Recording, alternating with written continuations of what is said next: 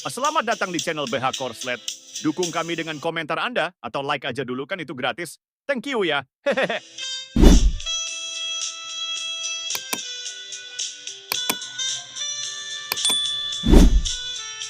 Bab 310. Mary mendengar ini dan tiba-tiba terdiam. Setelah beberapa lama, dia memaksakan senyum. Kira, kamu memang pelawak. Keira bingung. Dia tersenyum pasrah. Aku tidak bercanda. Sebelum dia sempat menyelesaikan kalimatnya, Mary memegang lengannya. Kau sudah lupa, kan? Kau sudah menceritakan latar belakangmu sejak lama. Keira tertegun. Apa? Latar belakang Kira? Tanpa pikir panjang, Mary berkata, waktu aku tanya dulu, apakah kamu mau mencari ayah kandungmu atau tinggal dengan orang tua angkatmu saja, kamu cerita saja padaku. Sambil berkata demikian, dia melirik ke arah Keira dengan hati-hati, seakan takut kalau membicarakan masalah itu akan menyinggung perasaannya. Keira hanya merasa pikirannya berubah menjadi bubur. Apa yang kukatakan padamu? Mary menatapnya dengan aneh. Kira, kamu tidak ingat. Keira mengerutkan bibirnya, berhenti sejenak sebelum bertanya, apa yang kukatakan? Tanpa memberikan alasan, Mary hanya menatapnya dengan rasa ingin tahu selama beberapa saat, lalu melanjutkan.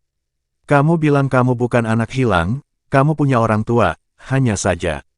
Dia menggigit bibirnya sebelum melanjutkan. Kau terlalu naif. Orang tuamu tidak menyukaimu, jadi mereka membiarkan orang tua asuhmu membawamu ke Clans dan menyuruhmu untuk tidak pernah kembali ke rumah. Rahang Keira menegang. Kira adalah saudara kembarnya, itu sudah pasti, mereka tampak sangat mirip, dan lagi pula, Taylor telah mengakui fakta ini sebelumnya.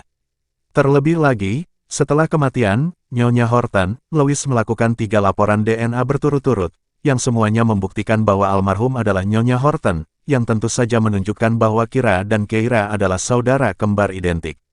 Lalu mengapa Kira mengatakan hal seperti itu? Sebelum meninggal, Taylor pernah mengatakan bahwa ketika ibu mereka melahirkan Kira, dia tidak ditinggalkan olehnya, tetapi dibawa pergi oleh keluarga selatan. Setelah mengambil identitas Kira, Keira telah menyelidiki orang tua asuh saudara perempuannya yang telah meninggal. Mereka hanya menjalankan perusahaan mereka dengan jujur dan tampaknya tidak memiliki keterampilan yang signifikan.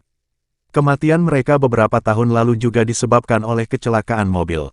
Tapi, orang tua asuh itu tampaknya muncul entah dari mana, tanpa ada saudara atau keluarga lain di Clans. Keira merasa semakin bingung. Kira, apakah membicarakan hal ini membuatmu kesal lagi? Suara Mary membawanya kembali ke kenyataan. Keira langsung menggelengkan kepalanya sambil mendesah. Mungkin setelah kegagalan pernikahan ini, aku sedikit terkejut dan sekarang, aku tidak dapat mengingat beberapa hal dengan jelas. Mary menunjukkan ekspresi yang berkata, lihat, tebakanku benar. Ia kemudian memegang lengan Keira dan berkata, tidak mengingat itu tidak apa-apa, kamu selalu punya kebiasaan menulis buku harian, dan kamu telah menulis banyak hal penting di sana. Keira mengangguk. Aku tahu itu. Dia telah membaca beberapa buku harian Kira baru-baru ini.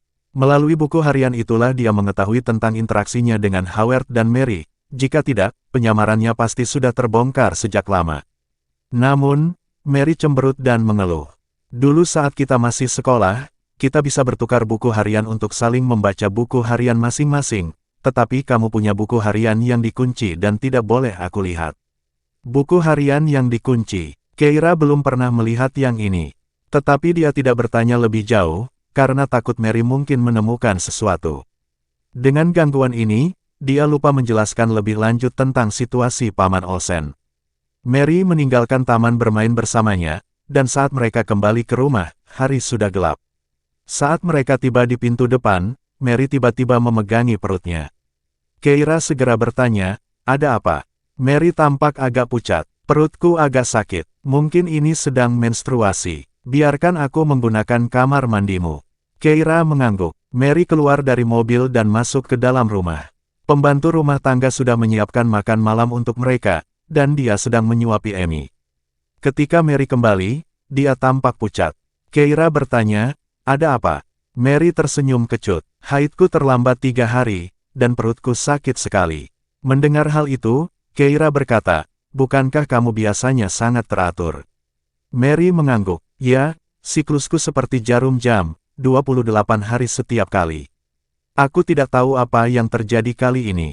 Kata-katanya terhenti di situ saat dia tiba-tiba teringat malam yang dihabiskannya bersama Alice. Suaranya tercekat di tenggorokannya, dan ekspresi panik muncul di wajahnya. Keira melihat keadaannya dan samar-samar menebak sesuatu. Aku akan membelikanmu alat tes kan?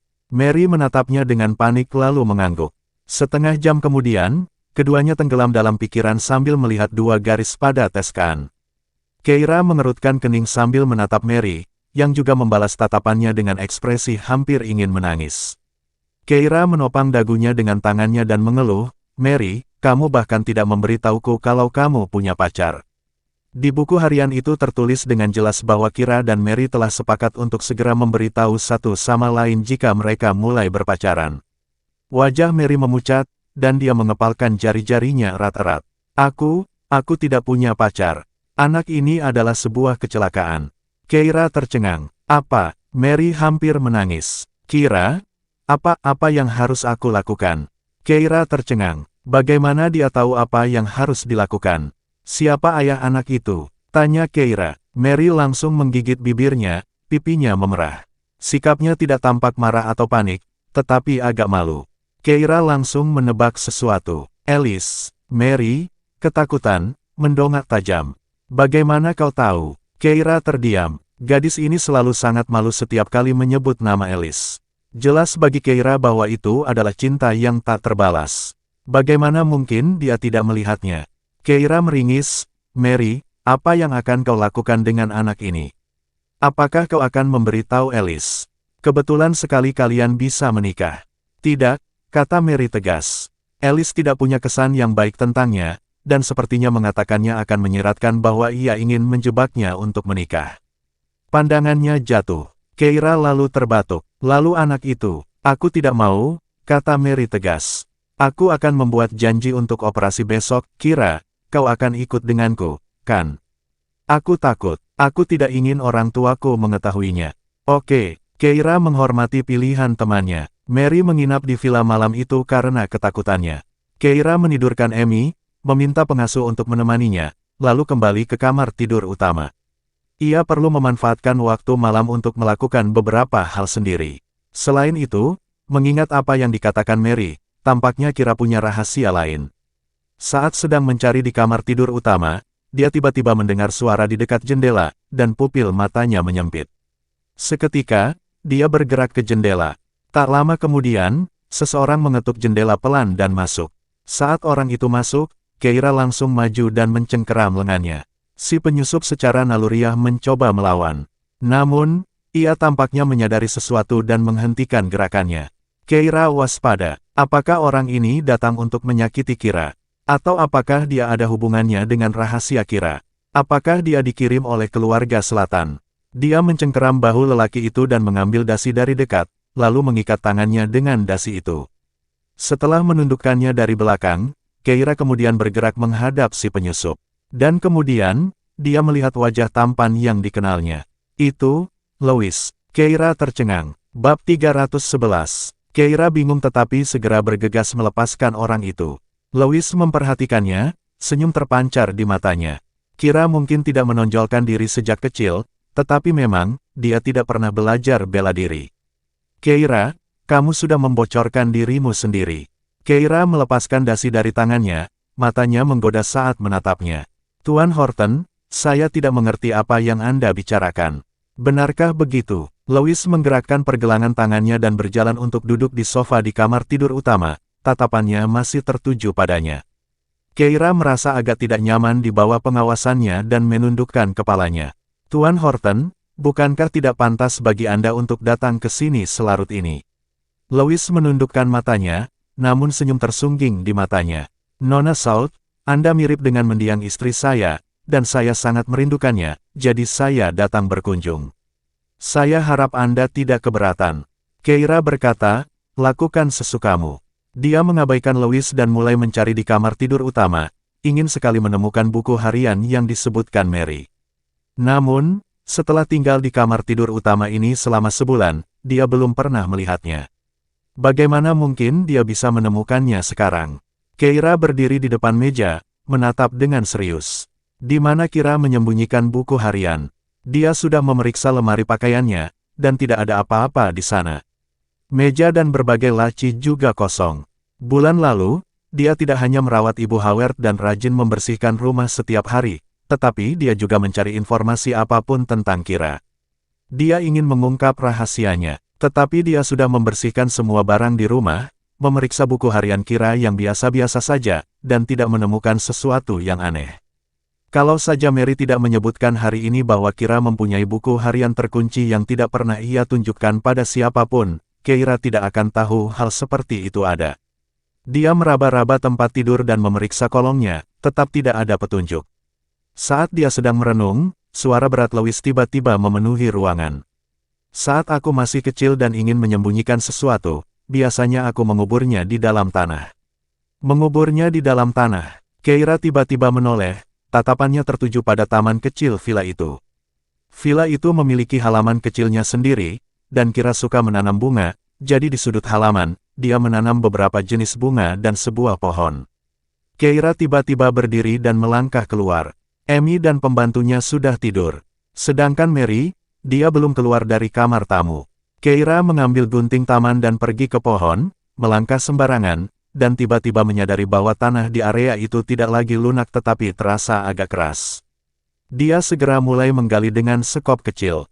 Setelah beberapa penggalian, dia melihat sebuah kotak logam.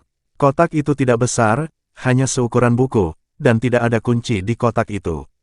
Keira menjatuhkan sekop, mengambil kotak logam, membersihkan debunya, lalu membuka kotak itu dan mendapati buku catatan bersampul bunga, jenis yang banyak tersedia di toko alat tulis, tergeletak dengan tenang di dalamnya. Buku catatan itu mempunyai kunci kecil, tetapi kuncinya tidak ada di dalam kotak. Keira terdiam sejenak, mengubur kembali kotak itu, lalu kembali ke atas menuju kamar tidur. Ia hendak menutup pintu ketika menyadari Lois berada tepat di belakangnya. Keira hampir melupakan pria sialan itu. Dia memutar matanya dan masuk ke dalam. Lois kemudian berkata, kuncinya mungkin cukup sulit ditemukan. Keira tak kuasa menahan diri untuk meliriknya. Siapa bilang aku mencari kunci? Lois terkejut. Kemudian dia melihat Keira mengambil gunting dari samping dan dengan suara, gunting, gunting, memotong buku catatan itu hingga terlepas dari bagian yang terkunci. Lois terdiam. Setelah Keira melakukan semua ini, dia membuka buku catatan itu dan mendapati semuanya masih utuh. Akhirnya dia menghela napas lega. Namun dia tidak langsung melihat barang-barang yang ditinggalkan saudara perempuannya, sebaliknya, dia menoleh ke Lois. Tuan Horton, apakah Anda tidak berencana untuk pergi? Membobol dan masuk tanpa izin adalah kejahatan berat loh. Benarkah? Lois melangkah maju, mendekatinya. Tiba-tiba, ia membungkuk, menundukkan kepala, dan memeluknya. Keira ingin melawan, tetapi Lois berkata, jika kau mendorongku, itu akan membuktikan kau Keira, bukan Kira karena Kira tidak akan punya nyali. Keira bingung. Ia berhenti bergerak. Memang, jika Kira berada di posisinya, mengingat ketidaksesuaian status mereka dengan Lois, ia hanya akan berusaha menyenangkannya, membuatnya takut padanya.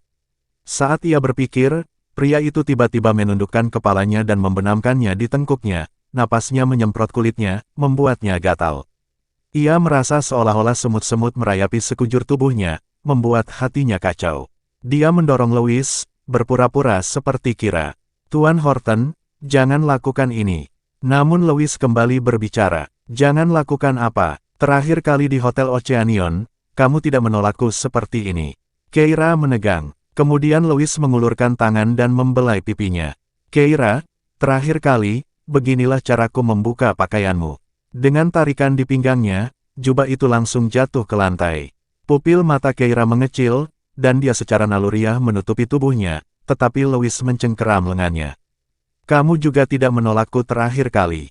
Setelah mengatakan itu, dia membungkuk, memeluk Keira. Selangkah demi selangkah, mereka mencapai tempat tidur, dan dia menunduk menatapnya. Kau sangat kooperatif. Keira tidak berkata apa-apa. Pria itu menundukkan kepalanya, mendekat, napasnya yang panas membuat detak jantung Keira semakin cepat. Namun, dia tidak bergerak lebih jauh dan berhenti di lehernya. Keira, apa kau sekejam itu? Tidak mau bicara padaku. Suaranya dipenuhi dengan keluhan, kebingungan, dan ketidakpahaman. Itu menyayat hati. Keira tahu dia tidak bisa menyembunyikannya lagi. Dia perlahan menundukkan pandangannya. Setelah beberapa lama, dia terkekeh pelan, mendorong Louis menjauh, dan mengenakan kembali jubahnya. Bahkan jika aku melakukan itu, lalu bagaimana? Ketika Louis mendengar itu, dia melihat Keira akhirnya mengakuinya, dan dia tertegun di tempatnya. Dia terkekeh pelan, tetapi matanya memerah lagi. Dia yakin orang di hadapannya adalah kekasihnya, tetapi selama Keira menolak mengakuinya, dia dipenuhi rasa takut bahwa dia telah salah mengira Keira sebagai orang lain. Itulah sebabnya dia terus datang untuk mencarinya. Bulan lalu, dia juga telah memperhatikannya dari jauh berkali-kali. Melihatnya memerankan Keira dengan ketepatan yang sempurna, ada saat-saat ketika dia bertanya-tanya apakah dia benar-benar telah salah mengenalinya. Sampai saat ini, hati yang selama ini menggantung dalam ketegangan akhirnya tenang. Itu dia, itu benar-benar dia. Dia hendak mengatakan sesuatu ketika dia melihat Keira membelakanginya, tatapannya dipenuhi dengan untaian kerumitan dan keengganan. Kamu tidak tahan melihat cinta lamamu mati, dan aku tidak mungkin menoleransi kamu bersama wanita lain seperti yang mungkin dilakukan sebagian orang. Kalau begitu, mengapa kamu begitu bersikeras tentang siapa aku sebenarnya? Kita masih akan bercerai, bukan? Mendengar ini, Louis mengeluarkan cincin itu dari sakunya. Bab 312. Ekspresi gembira Louis menegang sesaat. Kemudian dia segera menyadari apa yang sedang terjadi dan tidak dapat menahan tawa melihat absurditas situasi tersebut. Keira tidak kembali padanya karena itu. Matanya berkaca-kaca, tetapi dia mulai tertawa lagi. Ia melangkah maju, memegang tangan Keira dengan tangan kanannya dan mengarahkannya hingga menyentuh tangan kirinya. Keira mengerutkan kening dan mendapati dia tidak tahu malu. Dia sudah mengatakan bahwa mereka akan bercerai, namun dia berani merayunya. Tepat saat dia hendak menarik tangannya kembali, dia tiba-tiba menyentuh sesuatu yang dingin, dia menunduk dan tertegun. Bukankah ini cincin yang dia kirim kepada anak laki-laki kecilnya sejak kecil? Cincin itu terbuat dari batu giok, warna zamrudnya menunjukkan bahwa cincin itu mahal. Bagaimana cincin itu bisa sampai ke tangan Louis? Sambil mengernyitkan alisnya, dia mendengar suara Louis. Sewaktu saya masih kecil, saya diculik. Seorang gadis kecil berusia 4 tahun membantu saya dengan memberi para pedagang obat tidur. Dia menyelamatkan saya tetapi harus pulang untuk menderita. Sambil menangis, dia memeluk saya dan meminta saya untuk menikahinya. Mendengar ini, Keira terkejut dan menatapnya. Louis tersenyum getir. Setelah aku pulang, aku mencarinya, tetapi gadis kecil itu tidak punya nama saat itu. Ketika aku menemukan Madeleine, dia mengingat semua hal dari masa kecil kami dengan jelas dan mengaku bahwa dialah gadis itu. Aku meminta cincin itu sebagai kenang-kenangan. Dia bilang dia kehilangannya. Dia disiksa oleh orang tuanya, menderita penyakit mental, dan telah menungguku untuk menyelamatkannya. Sambil menatap Keira dengan sungguh-sungguh, Louis melanjutkan. Kemudian, ketika saya menerima cincin ini, saya menyadari bahwa saya telah buta selama bertahun-tahun dan berbicara dengan orang yang salah. Saya tidak pernah menemukan gadis kecil itu. Selama bertahun-tahun, dia telah menderita. Mata Keira dipenuhi air mata, dan tenggorokannya terasa ada yang mengganjal. Melihat Louis, dia tiba-tiba tidak tahu apakah harus menangis atau tertawa. Setelah beberapa lama, dia menenangkan dirinya. Kapan kamu menerima cincin itu? Louis menatapnya, pada hari kecelakaanmu. Keira menunduk, dan kau masih saja memintaku bertemu untuk bercerai. Kau bilang, jangan lewatkan janji pukul 2 siang. Mendengar ini, Louis segera melangkah maju dan memeluknya erat. Keira, tahukah kau betapa aku menyesalinya? Aku hanya ingin mengejutkanmu, mengatakan yang sebenarnya di gedung pengadilan, mengatakan bahwa aku tidak akan menikahi siapapun selain dirimu dalam hidup ini, mengatakan bahwa kau adalah penyelamatku. Namun, aku tidak pernah membayangkan bahwa kau akan mengalami kecelakaan. Saat membawa berita bahwa kita akan bercerai, kau mengalami kecelakaan. Sejak kecelakaan yang menimpa Keira, dia menolak untuk percaya bahwa korbannya adalah Keira. Dia tidak dapat menerima kenyataan itu, sebagian karena alasan ini. Dia ingin memberinya kejutan tetapi tidak pernah menyangka kejutan itu akan membuatnya pergi dengan kesedihan dan penyesalan.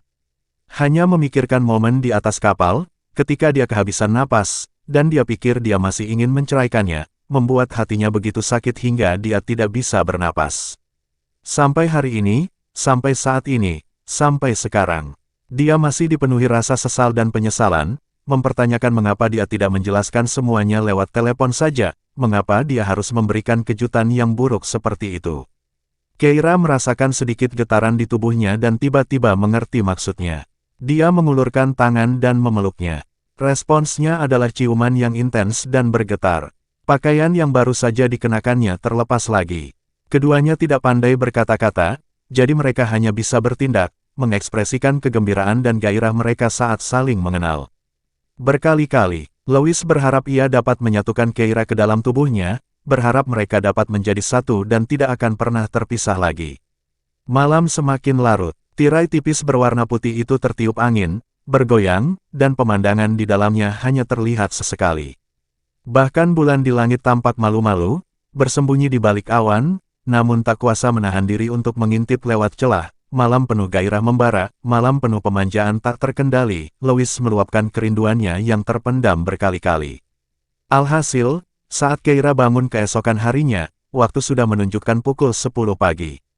Ia terkejut, cepat-cepat melirik pria yang berbaring di sebelahnya, lalu langsung melompat dari tempat tidur, membuka pintu kamar, dan bergegas keluar, hanya untuk melihat Mary asyik berkirim pesan di sofa ruang tamu di lantai bawah. Pembantunya sedang mengepel lantai. Keira berseru, "Di mana Amy?" Mary menyeringai menggoda padanya dan berkata, "Tahu kamu tidak akan bangun hari ini, jadi aku mengirimnya ke pusat pembelajaran awal." Keira bingung. Saat dia bingung dengan ini, Mary dengan nakal mencondongkan tubuhnya dan berkata terus terang, "Kira, bagus sekali. Aku bertanya-tanya mengapa kamu akhirnya setuju untuk menceraikan si Howard, ternyata kamu sudah punya cinta baru." Tadi malam cukup menegangkan. Pipi Keira langsung memerah. Memikirkan kegembiraan dari tadi malam, dia merasa sedikit malu. Dia tidak menyangka Louis, yang tampak begitu terkendali, memiliki berbagai macam gerakan. Saat dia bersandar di pintu, dia tidak bisa menahan diri dan mengeluarkan erangan. Keira buru-buru menghentikan adegan-adegan yang diberi rating D di otaknya, berusaha keras melupakan kejadian semalam. Dia terbatuk dan berkata, "Baiklah, aku." Namun Mary memotongnya, berbicara dengan sangat serius. "Keira, tidak perlu mengatakan apa-apa, aku mengerti. Howard yang berselingkuh lebih dulu, jadi tidak ada salahnya kamu mencari gigolo." Setelah itu, dia menambahkan, "Tapi di masa depan, kamu harus tetap menguranginya. Kita masih punya jalan panjang. Kamu tidak ingin membuatnya kelelahan begitu cepat, kan?" Puff. Keira sedang minum air dan ketika mendengar kalimat terakhir, dia menyemprotkannya keluar. Mary menghindar dengan jijik, lalu teleponnya mulai bergetar hebat lagi. Keira minum air dan berjalan ke dapur untuk mengambil roti lapis yang telah disiapkan pembantunya. Saat makan, dia mendengar Mary mendecak lidahnya 2 kali. "Kira, rencananya berubah." Keira terkejut. "Apa maksudmu?" "Hari ini, ada berita dari keluarga Horton di Oceanion bahwa mereka akan menunjukkan kehadiran mereka di Clans.